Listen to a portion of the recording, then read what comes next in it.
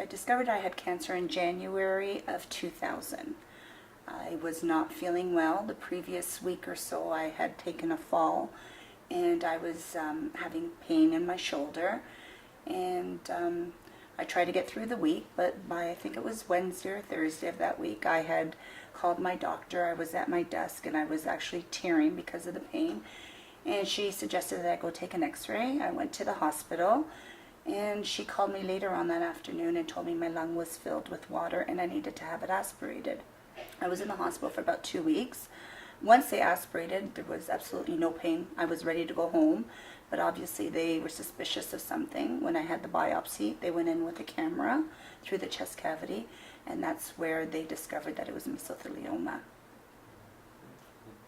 The surgeon who did the biopsy said blatantly that I was going to die. He wanted me to see another surgeon down at the Princess Margaret Hospital in Toronto, and he said if anybody could help me, it would be Dr. Johnston there. So I left that hospital. We went directly down to Princess Margaret Hospital, and Dr. Johnston did tell me that I could have a surgery. It was a right pleural pneumonectomy, so that would entail having my right lung removed, my pleura, my part of my pericardium was, well, actually all the pericardium was removed and rebuilt, and part of my diaphragm was removed. So I did go forward. Initially I said no, but when I went back to see my family physician, she really stressed that it was important that I try to get the cancer out of the area. With her suggestions and Dr. Johnston's, I decided that in March I would have the surgery, which I did have. I followed up with 3 rounds of chemotherapy, and I was doing relatively well with the chemotherapy. So they decided that they would continue with a 4th round. And when I had the 4th round of chemotherapy, I ended up getting an embolism in my remaining lung. So they said I was on blood thinners for about a year, and they said no more chemotherapy. They thought it was possibly connected to having the chemo. So at that point they said there's no other treatment protocol left for you, and just they couldn't help me at that point. So I began to look for information on the internet. Everything that I found was really negative. The prognosis, I believe, for the National Cancer Institute was 2-year on the high end of survival with 0% survival rate. So pretty much it said nobody survived this type of cancer. And then, oddly enough, my husband had gone to the chiropractor, and the chiropractor had a wellness library. And my husband was reading a book for his own self-interest. He brought the book home, and it was sat on our kitchen table for a week or so. And as I walked by it one day, there was a cancer section in the book. I see mesothelioma in black and white. So there were 2 clinics actually that were treating mesothelioma. I tried to find the phone number, but there was no reference. I called 411 in the Bahamas. I asked the operator for the cancer clinic. The name was different than what it is today, and she said, I'm sorry, I don't have a listing under that name. And I said, it's a cancer clinic. And she said, oh honey, here's the number, you're looking for the IAT. And I called them. I spoke to the administrator at the time.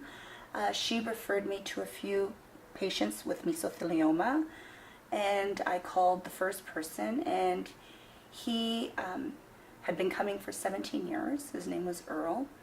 And he told me his story, which got me very excited because I couldn't believe that I was talking to somebody that had 17 years of mesothelioma and was still alive. Discussed it with my family, and they decided that this would be the place for me to come. So I made the arrangements, and I headed down here of May the following year.